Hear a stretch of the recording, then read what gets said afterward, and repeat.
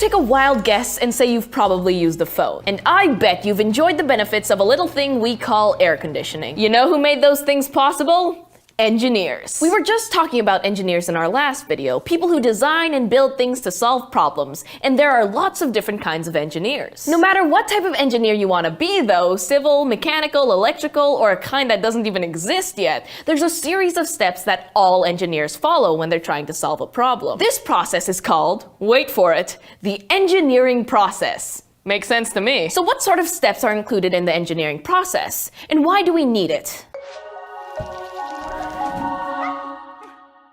Let's go through it step by step and discover how awesome things are made. First thing you gotta do is just define the problem. I mean, before you can solve a problem, you have to figure out what it is, right? For example, back in the 1800s, an engineer named Alexander Graham Bell was trying to come up with a simpler, cheaper way for people to communicate.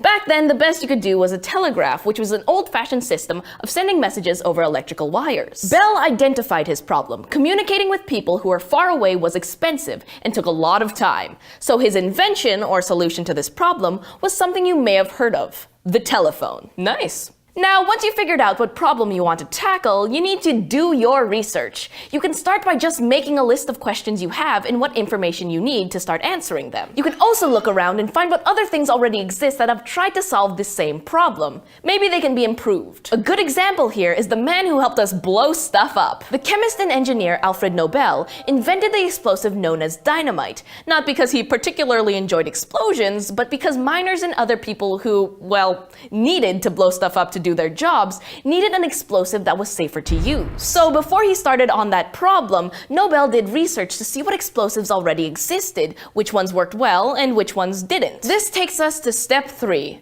Develop a solution. After your research is done, this is where you say exactly how you think you can solve the problem. And once you've thought of a good solution, you have to figure out how it'll actually work and what it will look like. So you have to design your solution. This is where you get to draw. Civil engineers always sketch out their ideas, like buildings and bridges and towers, to show what they'll look like when they're done. Gustave Eiffel designed the famous Eiffel Tower in France, and he definitely showed up on day 1 of construction knowing exactly what it was gonna look like. On to step 5, build a prototype. A prototype is just a simple model that lets you test out your design. It can be as big as the real thing's going to be, or it can be a smaller version. You just need to have a prototype so you can test it. This may be the most important step in the whole process. Engineers need to test their design to see if it works like they want it to. So, say if your building's a big tower, does it stand up? Does it stay standing up? If you're designing something with moving parts, does it work the way you want? Now take it from me, my future engineers, you might have a great idea, a really terrific solution to a really big problem. But when you get to this step, your prototype probably won't work exactly the way you want. At least, not on the first try. Most engineers test their prototypes over and over and over again. That's why a lot of time and brain power goes into the very last step: evaluating your solutions.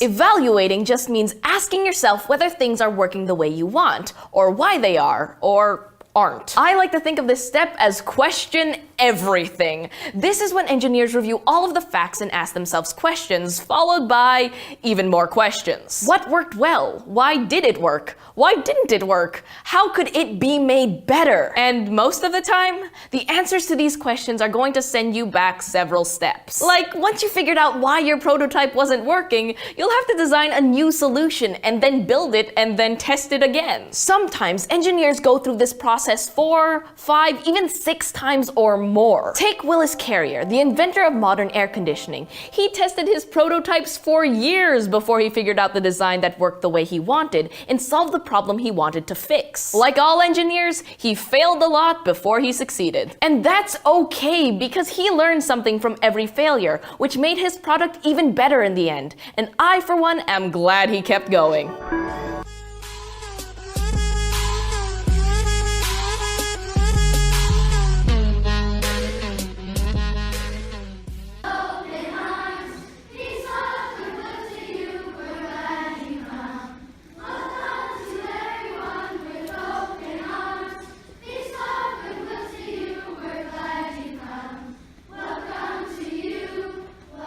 Today to sing for freedom and civil rights for everyone. With song, we honor a man of peace and nonviolence who believed in the power of love. He works for the freedom and dignity of his people.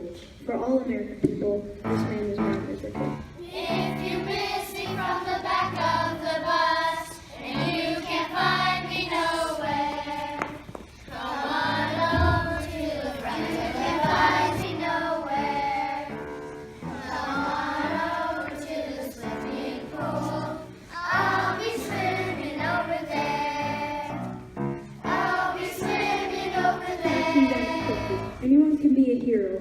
Change can't happen without the individuals who work for it, like Martin Luther King Jr., Ida B. Wells, Rosa Parks, Sojourner Truth, Nelson Mandela, Harriet Tubman, Malcolm X, the people who marched, the people who stood their ground. This is a room full of freedom fighters, of heroes. Can we know who is brave? I'm free at last. Surely in you, surely this morning. God Almighty, I'm free at last. But still my soul is the heavens morning. God Almighty, I'm free at last.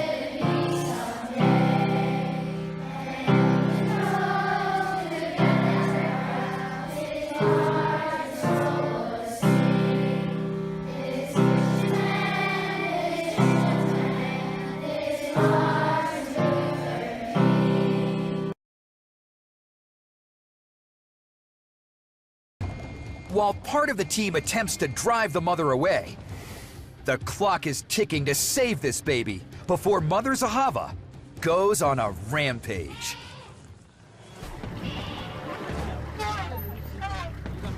Their plan is to hoist the heavy infant using a rope and winch. But the edge of this pond is steep and very slippery. It's incredibly difficult for the elephant and the rescuers to gain enough traction. And all the while, Mother is reaching her breaking point.